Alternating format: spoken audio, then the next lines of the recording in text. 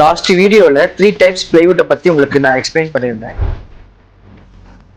அதுல இப்போ எம்ஆர் பிளைவுட்டை பத்தி பார்க்கலாம். இந்த எம்ஆர் பிளைவுட் வந்து பாத்தீங்கன்னா ஒரு பட்ஜெட்டட் பிளைவுட் அப்படின்னு கூட சொல்லலாம். ஏன் அப்படின்னா மற்ற 2 பிளைவுட்டை கம்பேர் பண்ணும்போது இந்த பிளைவுட்டோட காஸ்ட் வந்து ரொம்பவே கம்மியா இருக்கும். ஸோ மீடியம் பட்ஜெட் பண்ற வீட்டுல எல்லாருமே இந்த எம்ஆர் பிளைவுட் தான் யூஸ் பண்றாங்க. ஸோ இது வந்து ரொம்ப ஸ்ட்ராங்காவும் இருக்கும், அதே மாதிரி நம்ம பட்ஜெட்குள்ளேயே வரும். மோஸ்ட் ஆஃப் த ப்ராஜெக்ட்டுக்கு நம்ம எம்ஆர் பிளைவுட் தான் சஜஸ்ட் பண்றோம். அதுக்கு நிறைய ரீசன் இருக்கு. நம்ம வீட்டுல வார்ட்ரூப் பண்றோம், அந்த வார்ட்ரூப்க்கு எம்ஆர் பிளைவுட் தான் சஜஸ்ட் பண்றோம். எதனால அப்படின்னா நம்ம வார்ட்ரூப் பண்ற இடத்துல வந்துட்டு எந்த ஒரு வாட்டருமே நம்ம யூஸ் பண்ண போறது இல்ல.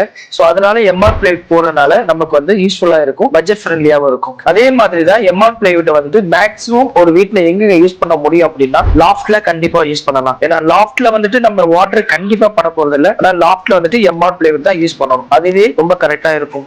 நெக்ஸ்ட் வந்து பாத்தீங்கன்னா டிவி யூனிட். டிவி யூனிட்ல நம்ம வாட்டர் ப்ரூஃப் யூஸ் பண்ணாலும் சரி, எம்ஆர் யூஸ் பண்ணாலும் சரி, நமக்கு வந்து டிவி யூனிட் எதுவுமே அஃபெக்ட் ஆக போறது இல்லை. ஏன்னா அது இன்டீரியர் வால்ல இருக்கிற ஒரு ப்ராடக்ட், அதனால நமக்கு அதுல தண்ணி படுறதுக்கான சான்சஸ் மோஸ்ட்லி கம்மி.